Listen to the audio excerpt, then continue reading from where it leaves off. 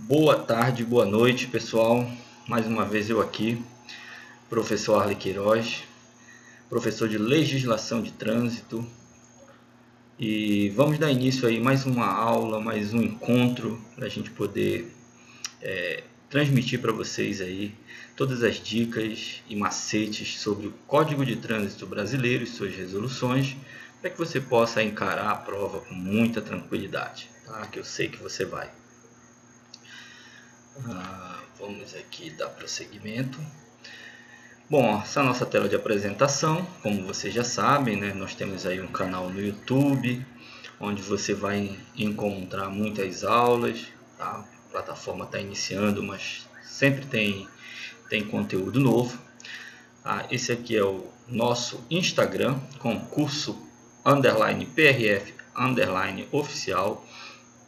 É um canal aí onde você vai encontrar muitas dicas, muitas novidades, muitas atualizações e informações sobre concursos que envolvam o tema trânsito. Temos aqui um WhatsApp, que é um WhatsApp que você vai poder entrar em contato direto comigo, e daqui a pouquinho eu vou te mostrar um uso bem legal desse WhatsApp aqui, tá bom? Temos aqui a nossa página no Facebook. Essa é uma página em que nós temos aí um grupo de alunos, que eu também vou te mostrar uma utilidade bem legal desse grupo do Facebook. Aguarde aí para que a gente possa daqui a pouco tocar nesse tema. Mas se você ainda não curtiu, tá? Curte aí o nosso canal, curte esse vídeo, dá um likezinho e se inscreve para receber todas as notificações. Ok? Vamos lá.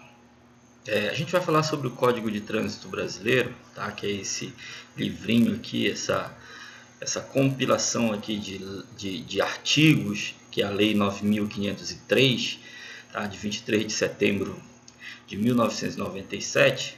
Muitas vezes você vai ler algumas questões que ele vai falar assim: tal coisa foi implementada a partir de 98. Aí você vai dizer, mas como? Se o Código de Trânsito é de 97, é porque ele só entrou em vigor em janeiro de 98. Tá? Nada disso que nós vamos ler, nada disso que nós vamos estudar, entrou em vigor em 97. Então é por isso que é bom a gente saber essa relação, tá bom?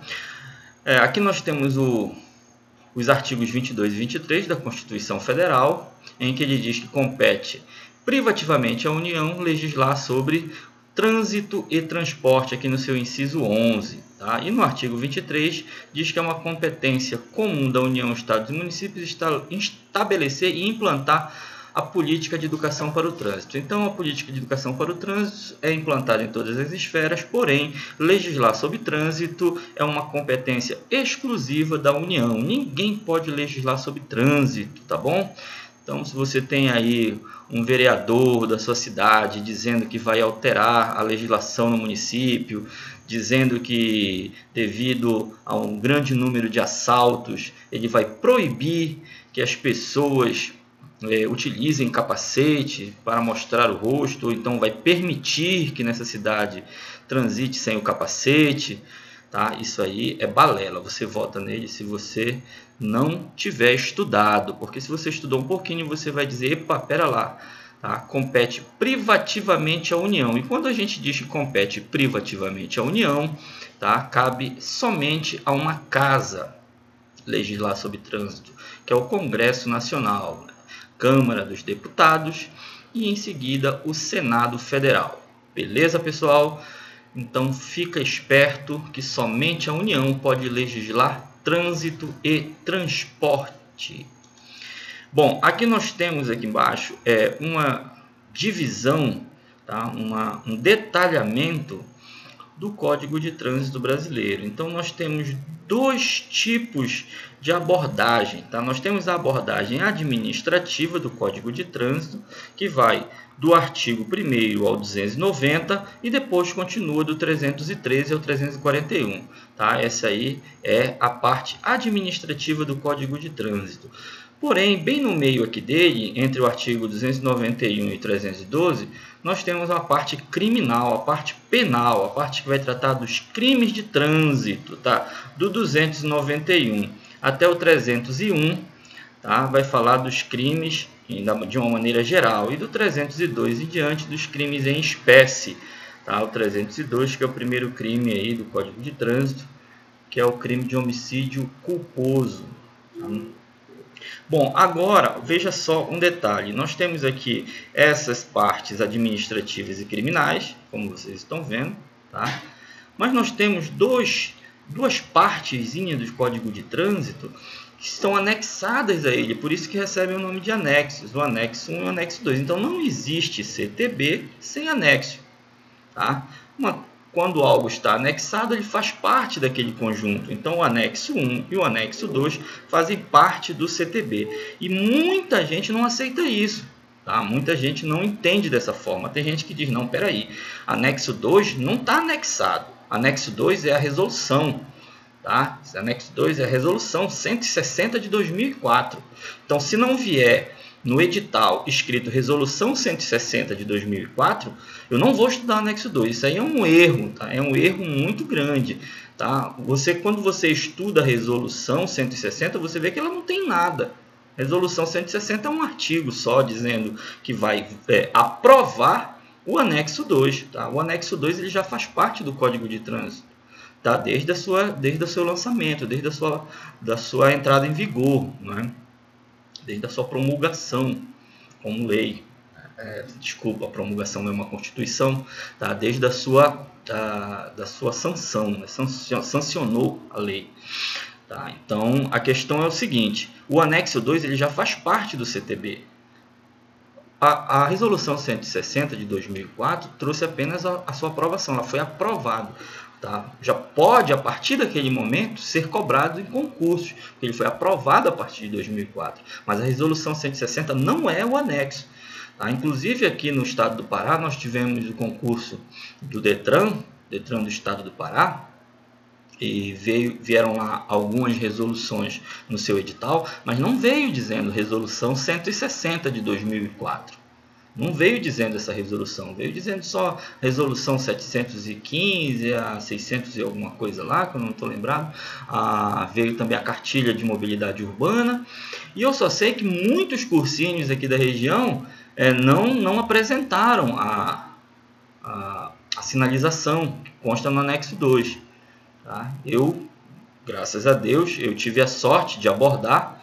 Tá? Eu dei em todas as minhas aulas presenciais, senão nós vamos estudar o anexo 2, porque o anexo 2 faz parte do CTB. E se o CTB está relacionado aqui no edital, então vamos estudar o anexo 2. Adivinha o que aconteceu? Vieram cobradas questões de legislação, de sinalização na prova do Detran do estado do Pará. E se você duvida, está tudo na internet. Tá? Pega o edital, você vai ler lá o edital Detran Pará, que foi organizado por uma banca chamada FADESP, e você vai verificar que no seu edital, lá no seu campo de legislação em que você deve estudar, não está falando a resolução 160 de 2004, fala apenas CTB e algumas outras resoluções. Tá? E quando você pega a prova, você verifica lá que existem questões de sinalização, sim, constantes no anexo 2. Pergunta se anularam alguma? Nenhuma, tá? Significa que não precisa que essa resolução esteja no edital para que a sinalização de trânsito seja cobrada, uma vez que o anexo 2 significa que ela faz parte do CTB, tá certo? Inclusive, quando você pega uma resolução, como por exemplo a resolução 432 de 2013, é a resolução que trata da alcoolemia, né? Que ela fala dos testes de etilômetro, da fiscalização de álcool, e o consumo de álcool na direção. Tá? E você vem lá a resolução 432. Só que a resolução 432 tem um anexo gigante. Tá? Um anexo gigante. Aí a pergunta é, se vier relacionado ao edital, resolução 432, precisa vir dizendo que eu tenho que estudar o seu anexo? Não, o anexo faz parte da resolução. Então eu tenho que estudar o anexo porque quando eu cito resolução 432, subentende-se que o anexo faz parte. Então, dessa mesma forma, você tem que estar ligado que o CTB, ele tem no seu conjunto, tá, de artigos, no final dela o anexo 1 e em seguida o anexo 2, tá bom? Então a gente vai estudar basicamente esses dois anexos aqui, tá? E te mostrar de uma maneira bem importante, bem detalhada, que ele pode sim cair na prova e você pode perder questões. Por quê? O anexo 1, tá? Tá aí o garotinho perguntando, e as resoluções? Já ia deixando eu esquecer. Tá? Isso aqui, tudo que está nessa linha azul aqui na barra da tela, pessoal, artigo, artigo, artigo, anexo e anexo. Isso aqui é a lei, é o Código de Trânsito Brasileiro. Tá? O que são resoluções? Resoluções em regra não são leis. Tá? Resoluções são detalhamentos da lei. Tá? O detalhamento, as resoluções servem para detalhar o CTB. Então, quando você pega lá um artigo do CTB, aí, como um artigo que trata do transporte de criança, né, em veículos automotores, lá vem dizendo que crianças até 10 anos, menores de 10 anos, devem ser transportadas no banco traseiro, salvo exceções regulamentadas pelo CONTRAN. E onde é que estão essas exceções? Estão numa resolução. Tá? Resolução 277, que vai detalhar esse artigo da lei. Então, as resoluções, elas são escritas por especialistas que compõem as câmaras temáticas, são sugeridos por eles os detalhamentos, e o CONTRAN aprova e edita essa norma. Tá? Então, as resoluções são normas, são detalhamentos do CTB.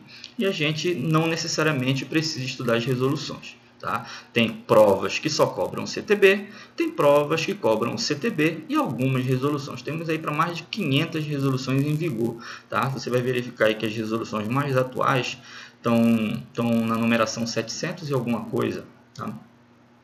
E você vai verificar que algumas foram revogadas, tá? Outras foram alteradas e temos atualmente mais de 500 em vigor. Tá? Não vamos estudar todas as 500, mas vamos estudar só as principais com base no edital anterior da PRF. Beleza? Bom, vamos lá. Vamos falar aqui do anexo 1. O que é o anexo 1? Pessoal, o anexo 1 é apenas um glossário. Tá? Inclusive, eu aconselho aí que alguns alunos meus baixem certos aplicativos de Android para que eles possam, em momentos que estejam viajando no ônibus, por exemplo, numa sala de espera ou num intervalo do trabalho, ou em qualquer outro momento aí que estejam sem fazer nada, aproveita que não vão estar com apostilas e com livros, baixem ali alguns aplicativos. Tá? E o que eu sugiro muito aqui que as pessoas baixem, ele traz o anexo 1 lá com o nome de Dicionário de Trânsito. Eu nunca vi nenhum outro lugar chamar o anexo 1 de Dicionário de Trânsito, mas eu fiquei pensando, o anexo 1 nada mais é do que isso mesmo. Tá? Ele traz ali alguns conceitos e algumas definições para que você possa interpretar o CTB. Tá? E, inclusive, eu vou dizer uma coisa para vocês. Por mais que você não concorde com certas definições, você tem que aceitá-las, porque numa prova ele vai cobrar exatamente o que consta no anexo, tá? Nesse dicionário de trânsito, nesse glossário. Então, talvez o que você tenha, o seu conceito pessoal para a autoridade de trânsito não seja esse, para a agente da autoridade de trânsito não seja esse. Muitas vezes você é abordado por um agente de trânsito e você, às vezes, assim, no afã de tentar ser educado, respeitoso, e diz autoridade. Não, ele não é autoridade de trânsito, ele é um agente da autoridade. Cada órgão executivo de trânsito tem uma autoridade que é o seu dirigente máximo. Mas eu não vou ler aqui o anexo para vocês, eu vou te mostrar a importância, tá, nessa aula, para você ver a diferença entre agente e autoridade. Tá? Por exemplo, todas as minhas apostilas em que eu vou mostrar a importância do anexo 1, eu coloco lá uma questão de certo ou errado, dizendo que o policiamento ostensivo de trânsito é uma função exercida pela PRF. Tá? Policiamento ostensivo de trânsito é uma função exercida pela PRF. E está errado. Mas muita gente marca que está certo, porque é o que a pessoa acha. E muita gente quer fazer provas, e muitas pessoas querem fazer as questões de anexo 1 com base no que acham, na sua experiência de vivência pessoal. E isso não é correto, você tem que ler. Então, olha só, quando você pegar aí uma questão falando do policiamento ostensivo de trânsito, ela é uma função exercida pela polícia militar. Tá? A PRF, como mostra aqui o anexo 1, ela faz patrulhamento. É a mesma coisa? Não é a mesma coisa. Se fosse a mesma coisa, não teriam dois conceitos distintos dentro do anexo. Ele está ali que é justamente para tentar te dar uma rasteira e você não vai permitir essa rasteira. Tá bom? Pouca gente sabe a diferença entre calçada e passeio, tá? Acha até que é a mesma coisa, tá? E aí você vai verificar. Eu vi até questões aí recentemente da AOCP, uma questão, se você procurar lá no seu site onde você busca questões, a AOCP, em que ele diz assim, ó, que calçada, e confunde o conceito de calçada e passeio, dizendo que é uma infração de trânsito estacionar na calçada. Tá? E você vai verificar que calçada e passeio são coisas distintas, tá? E que lá no artigo 181 do CTB, ele só tipifica como infração estacionar no passeio. Logo, estacionar na calçada não é infração de trânsito, desde que nessa calçada haja um passeio. Até porque passeio é uma parte da calçada. É possível que um passeio faça parte da calçada e que sobre espaço para estacionar. Tá? Inclusive, a calçada, olha lá, ela é uma parte da via, ela pode ser segregada em nível diferente, não destinada à circulação de veículos, tá? Ó, não destinada à circulação de veículos. Reservada, não está falando nada de estacionamento, reservada ao trânsito de pedestres e, quando possível, a implantação de mobiliário urbano, sinalização, vegetação e outros fins. Beleza? Tá? Então, a calçada ela pode ter tudo isso, no passeio não. Parte da calçada, olha, você vai ver que é destinado exclusivamente à circulação de pedestre e excepcionalmente a ciclista. Até tenho aqui um desenho para você ver, ó. Passeio, essa aqui não pode ter nada exclusivo ao pedestre, mas a calçada é tudo isso. Pode ter até mobiliário urbano, uma banca de revista, um banco de praça e tudo mais, uma parada de ônibus, coisa que não se permite no passeio. Beleza?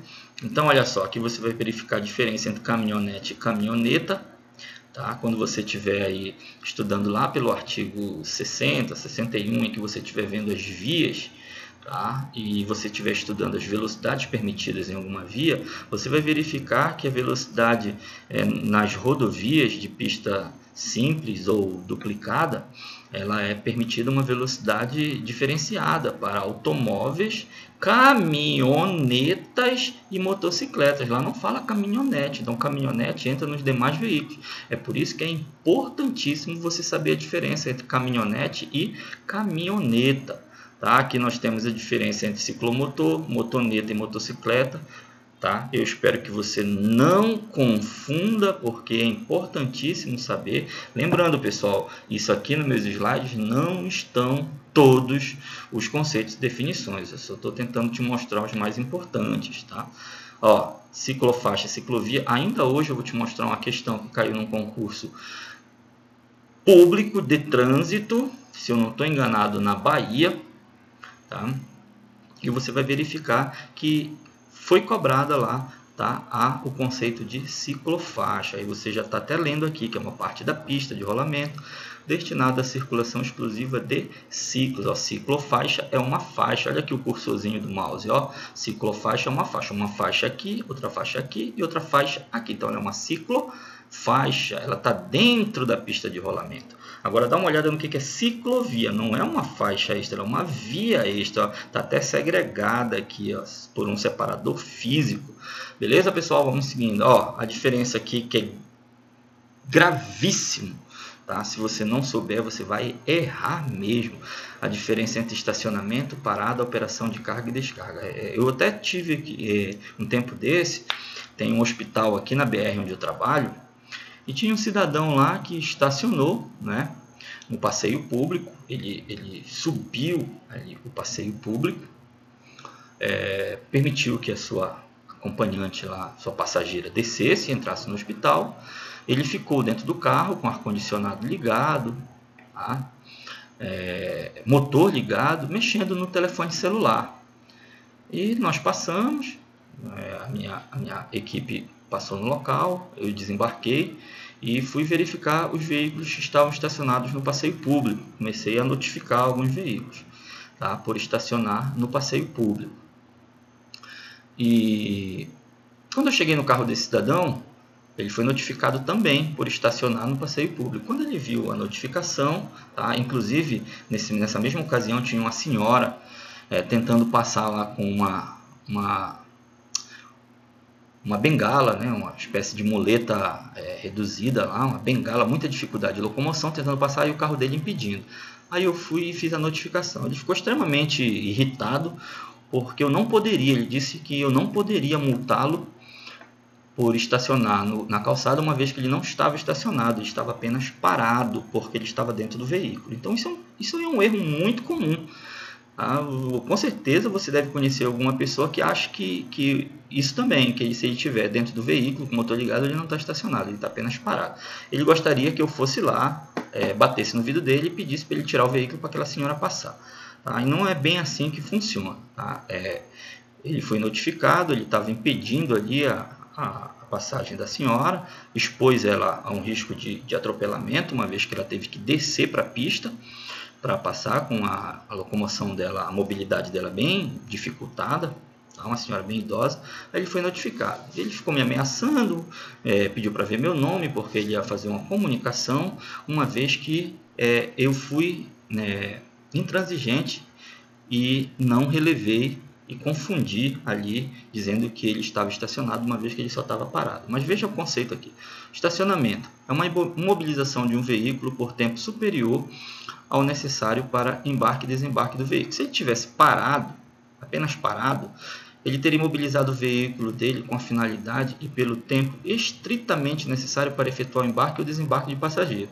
Então, se ele tivesse parado, ele teria que ter imobilizado o veículo dele, a passageira descido, e logo em seguida ele tinha que ter entrado em movimento novamente. Mas ainda assim, ele seria passível de autuação, porque não se pode nem parar, no passeio público. Mas enfim, questionamento dele totalmente sem fundamento, e eu enfrentei ali algumas outras problemas, porque eu fui autuar o carro de uma médica lá também, que estava estacionada no passeio, inclusive já estava tão atravessado que uma parte do veículo dela já estava assim meio que no acostamento, pegou toda a calçada e uma parte do acostamento. Aí quando eu autuei, ela veio de lá dizendo que ela era uma médica e que ela precisava trabalhar, e se ela não pudesse deixar o carro dela lá, é o argumento dela, por ela ser médica, ela tinha que estacionar ali. Então é complicado, as pessoas não sabem mesmo o conceito que o próprio CTB traz. Pessoal, operação de carga e descarga, imobilização do veículo pelo tempo estritamente necessário para o carregamento ou descarregamento de animais ou carga. Preste atenção que aqui animais não pode ser enquadrado aqui no conceito de parada. Parada é imobilização pelo tempo estritamente necessário para embarque e desembarque de passageiro. Se um dia você pegar uma questão bem traiçoeira, uma organizadora bem sacana mesmo, e diga que João, dirigindo seu carro, imobilizou na frente do seu veículo para desembarcar o seu cachorrinho Toby, e após entregá-lo a sua esposa, que estava na calçada esperando, João entrou em movimento novamente e seguiu sua viagem. Nesse momento, pode-se dizer que ele efetuou uma parada? Então, você vai ver que está errado. Para embarque e descarregamento de animais, ou carga, é considerado operação de carga e descarga, e operação de carga e descarga pelo CTB é estacionamento. Lógico que isso não vai cair. Estou até brincando com vocês, mas cabeça de professor que organiza concurso, rapaz, eu já consigo esperar tudo. Interrupção de marcha, pessoal, é um conceito que pouca gente conhece, mas ele se enquadra naquela situação. Se você estiver numa via e o sinal de trânsito fechar, aí você tem que mobilizar o seu veículo. Nessa condição aí, você está estacionado ou está parado? Muita gente vai se enrolar para responder isso, porque acha que só existem esses dois conceitos. Vamos supor que, por exemplo, você está também ali transitando na sua via, mas a via transversal, a via que corta a que você está totalmente engarrafada e alguns veículos fecharam o trânsito e você teve que parar. Você teve que mobilizar o seu veículo porque você não conseguiu seguir o fluxo, porque a via transversal estava totalmente engarrafada e impediu o seu trânsito. Aí você teve que mobilizar o seu veículo. Nesse momento você parou na via ou você estacionou? Nenhum dos dois, Isso aí é um evento chamado interrupção de marcha. É quando você não quer, você está ali contra a sua vontade. É quando você imobiliza o seu veículo para atender uma circunstância do trânsito. Você não está ali porque quer. certo? Quando você estaciona um veículo, você imobiliza porque quer. Quando você para um veículo, você imobiliza também porque quer. Existe ali a voluntariedade. Agora, numa interrupção de marcha, é involuntário. Você não deseja, você pode estar morrendo de pressa, mas se o semáforo ficar no vermelho, você tem que imobilizar o seu veículo. Isso aí é uma interrupção de marcha. É justamente para que você não possa ser autuado por um agente de trânsito bem doido. Vai dizer, olha aquele cara ali no semáforo vermelho, ele imobilizou o veículo dele, estacionou na via, bloqueou o veículo, bloqueou a via com o veículo, tá? Então, ali você está num evento chamado interrupção de marcha, e interrupção de marcha não configura infração de trânsito em nenhuma circunstância, tá bom? Bom, o conceito de rodovia e de estrada é apenas a questão da pavimentação, tá? Eu dei destaque para a palavra pavimentada para que você não confunda com asfaltada, tá? A via rural, rodovia é toda via rural asfaltada? Não, ela é pavimentada, pode ser concreto, pode ser o que for aqui. Se tiver um pavimento, ela é uma rodovia. Se não tiver pavimento, como nessa foto aqui embaixo, tá? Ela é uma estrada. Tá? Aqui os conceitos de freio de estacionamento, freio de segurança, freio de serviço. Freio de serviço é o freio que todo mundo conhece, é aquele pedal que fica lá, né, que você aciona com o seu pé direito, tá? É o mesmo pé que você utiliza no acelerador, então esse é o freio de serviço. É o freio que serve para diminuir a velocidade do veículo ou para pará-lo. O freio de estacionamento, ele é popularmente conhecido como freio de mão, tá? A palavra freio de mão não existe no CTB e não vai cair nenhuma prova freio de mão. O que vai cair é freio de estacionamento. Freio de estacionamento não serve para parar o veículo, tá? Ele serve para manter o veículo parado. Então você já tem que utilizar o freio de serviço. A partir do momento que ele para, aí você aciona o freio de estacionamento, ok? E o freio motor é um freio muito utilizado em veículos de grande porte. Tá? É um botão que fica no painel. Quando você está ali numa ladeira, quando você está numa descida muito íngreme, aí muitos veículos de grande porte, como ônibus ou como carretas, acionam um freio motor, que é esse botãozinho aqui no painel, e a própria caixa de marcha do veículo, tá? Cria uma resistência para que ele não acelere muito. Nos automóveis, tá? E até nas motocicletas é possível você utilizar o dispositivo do freio motor, mas é ali na marcha mesmo. Tá? Você vem ali numa quinta marcha em velocidade alta, aí quando você inicia uma ladeira, é comum o motorista reduzir para a terceira ou para a segunda, e essa caixa de marcha ela vai evitar que o veículo acelere, vai manter uma velocidade constante e reduzida, tá? Para evitar derrapagens e tudo mais. É um freio de segurança. Tá? Nós temos aí o conceito de ônibus e micro-ônibus, para quem não sabe, é apenas a quantidade de passageiros que define isso, tá bom? Carroça e charrete são dois veículos de tração animal, um para passageiros e um para carga, certo? E nós temos aqui alguns conceitos também que o CTB traz como foco de pedestre, que é essa luzinha aqui, que determina o movimento do pedestre no cruzamento das vias. Lote lindeiro, tá? Lote lindeiro é tudo que fica situado ao longo das vias e fora após as calçadas, né? Nós temos ali do centro, nós temos ali o canteiro central, aí nós temos as faixas de trânsito, nós temos o acostamento, temos refúgio, temos o que tiver dentro da via, aí temos a calçada, e após a calçada tudo que vem é lote lindeiro. Então a sua casa é um lote lindeiro, um posto de gasolina é um lote lindeiro, um campo é um lote lindeiro, certo? Então, vamos lá. Aqui eu tenho alguns conceitos que são tratados em veículos de grande porte. Eu queria te alertar uma coisinha. Tá? Nós temos aí o conceito de CMT, que é a capacidade máxima de tração, que é isso bem aqui, é a quantidade que o veículo pode tracionar, puxar. Né? Nós temos aqui o conceito de tara. Tara é o veículo vazio. Tá? Só que esse conceito de tara, ele sofreu uma alteraçãozinha bem aqui. Pouca gente atualizou isso nos seus conceitos, viu, pessoal? Então, veja só, tara é o peso do próprio veículo, isso é velho. Acrescido dos pesos da carroceria, equipamento do combustível, até aqui é velho, porém a resolução 290 em 2008, ela trouxe o seguinte, porque a gente considerava que o veículo tinha que estar com um tanque cheio. Tá? Mas é muito complicado você exigir o tanque cheio, porque para determinar a tara do veículo é preciso que ele seja levado a uma balança. E a balança não necessariamente fica no mesmo local do posto de combustível. Então o cidadão vai lá, enche o tanque do combustível, e aí como é que ele vai chegar com esse tanque completamente cheio no local da balança? Se a balança tiver ali alguns quilômetros de distância, uma balança aferida, tá? Aí ele vai deslocar, quando chegar lá ele já não está mais com o tanque cheio. Beleza? Então, por conta disso, a resolução 290 de 2008 disse que a tara ele é o peso do próprio veículo acrescido do combustível, em que pelo menos 90% da capacidade do tanque tem que estar completado. Ele não precisa estar com 100%, tá? Mas pelo menos 90%. Então, a gente pode gastar 10% do combustível do posto até lá no local da balança. Aí o resto é velho, tá? Só o que está novo é o que está de destaque amarelo aqui.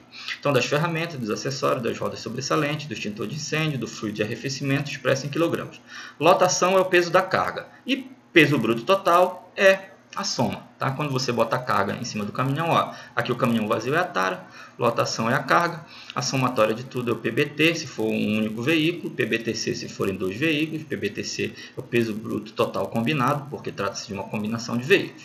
Certo, pessoal? Muito bem, então espero que vocês tenham gostado aí de eu te mostrar a importância do anexo 1. Então você vai lá no anexo. Eu tenho um exercício muito legal de anexo 1, que é o chamado exercício método força bruta. Se você não aprender nesse método, é porque realmente você não tem afinidade com a coisa. Eu te garanto que se você tiver um pouquinho de afinidade, você vai se dar bem com esse exercício. E se você não tiver afinidade, você vai acabar conseguindo, de tanto que você vai ler, certo?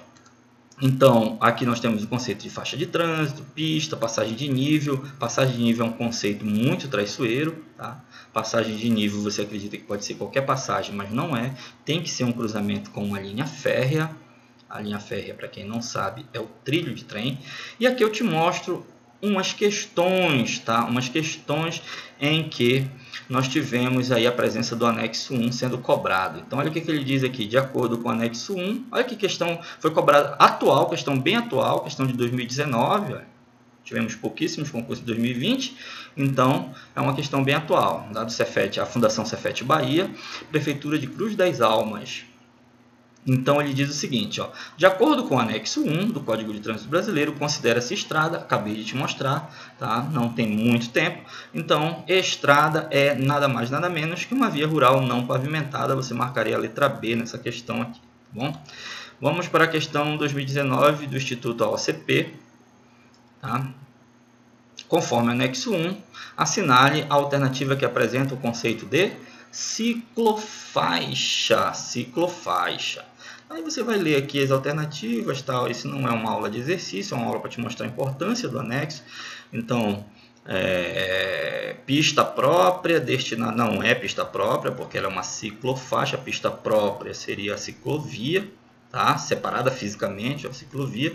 Então, olha o que diz a letra B. Parte da pista de rolamento, isso é verdade, parte da pista de rolamento, destinada à circulação exclusiva de ciclos, delimitadas por sinalização específica. Muito bom, a letra B também é a resposta dessa. Aí detalhe, pessoal, olha essa palavrinha que está aqui nessa questão, ciclos. Quem é que sabe o que é ciclos? Ah, ciclo é a mesma coisa que bicicleta? Não, não é. Vá lá no anexo 1, papai. Vá lá e descubra o que é ciclo. Vou deixar essa missão para ti. Comenta aqui. Faz um comentário aqui embaixo desse vídeo e me diz se você já sabia, se o que está lá no anexo 1 como conceito de ciclo é o que você pensava. Beleza?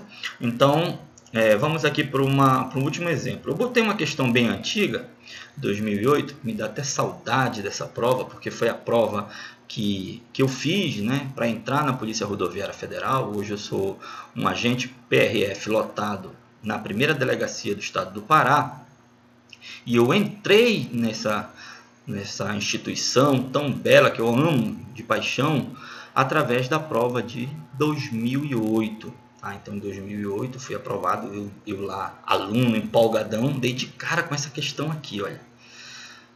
Quando eu olhei essa questão, eu adorei, porque eu já sabia tudo sobre o anexo 1, estudei pra caramba isso aqui. Aí eu li o seguinte, ó, caminhonete, veículo misto destinado ao transporte de passageiro e carga no mesmo compartimento. Está errado, porque caminhonete não é um veículo misto. Veículo misto está lá no anexo 1 e você vai ver que veículo misto é um veículo destinado ao transporte de passageiro e carga no mesmo compartimento. E caminhonete não é isso. Tá? Aí eu já sabia que isso aqui estava errado. Marquei ela como errada. Aí veio o conceito de ilha. É um obstáculo físico colocado na pista de rolamento destinado à ordenação dos fluxos de trânsito em uma interseção. Eu adorei quando eu li isso, porque eu também sabia e marquei um certo aqui.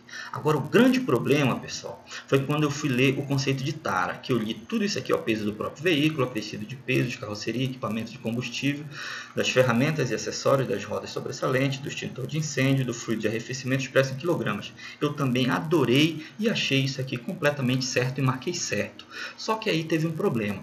Eu estava fazendo essa prova em 2008 e a resolução 290, que disse que o veículo acrescido de peso da carroceria do combustível em pelo menos 90%, ela é também de 2008. E como ela não estava relacionada no edital, eu não estudei essa resolução. E eu acredito que nem o elaborador da questão estudou. E ele considerou essa questão certa, porque ela estava certa até antes da edição dessa resolução. Mas depois que ela foi editada em 2008, que foi o mesmo ano da prova, ela alterou esse conceito de tara. Então, esse conceito de tara aqui passou a ter uma leve alteração bem aqui. E está totalmente aqui correto, porém precisa daquela observação de combustível até 90%. Então, essa questão ela foi anulada na minha prova. Eu sabia ela, porém não sabia essa alteração aqui, confesso a vocês. E o conceito de veículo de grande porte, tá? Também está totalmente correto, tá? Eu marquei nesse dia letra D, mas ela foi anulada. Eu marquei letra D porque no meu conceito estavam certos os conceitos de ilha, tara e veículo de grande porte. Beleza? Mas a vida é assim mesmo. Umas a gente sabe e são anuladas, outras a gente não sabe e são anuladas e a gente fica feliz pra caramba. Beleza? Então, eu vou te mostrar aqui o seguinte, pessoal. Nossa aula de anexo 1 acabou. Eu vou começar agora a aula de anexo 2. A gente vai falar de sinalização, vou te mostrar uns macetes. Só que essa aula de anexo 2, ela não vai ficar disponível no YouTube. Então eu vou aqui me despedindo de vocês que estão acompanhando essa aula aí pelo YouTube. Espero que tenham gostado do método, tá? Espero que tenham gostado da forma de apresentação da aula, tá? Mas a aula vai continuar aqui no nosso grupo no Facebook, tá? Eu vou te mostrar aqui o seguinte, olha. Nós temos aqui esse grupo do Facebook, tá? É a comunidade privada do professor Queiroz. Tá? Esse grupo é um grupo em que a gente vai compartilhar todo o conteúdo do CTB e das resoluções, muito material didático de todas as disciplinas, tá? Somente as videoaulas que são apenas de trânsito, as minhas, tá? Mas conteúdo, vamos ter direito, vamos ter língua portuguesa, raciocínio lógico, matemática, e aqui vai ser um compartilhamento de material. Então, se você quiser dar uma olhadinha aqui, ó, já acabamos de receber uma solicitação para participar desse grupo. Só que essa solicitação, tá? Ela você vai fazer uma assinatura, tá? Mensal, e você vai fazer parte dessa comunidade. Uma taxa bem irrisória, porque esses materiais que eu compartilho aqui são materiais que têm um certo custo, tá? Então vocês vão ver aqui, por exemplo, ó, inicialmente o nosso grupo aqui está bem novo, tá? Deixa eu ver o que a gente já postou aqui, tá? Nós temos aqui mapas mentais, sendo postagens são semanais. Olha aqui o que caiu, que coisa bela aqui, ó, 1702 questões de raciocínio lógico. Olha aqui para você que está estudando também aí outros concursos. Foi postado aqui um Vadmecum completo 2020. Tá? O último edital da PRF, 500 questões de matemática resolvidas. Pessoal, não é questão com gabarito, é questão com resolução, te mostrando por que é aquela resposta.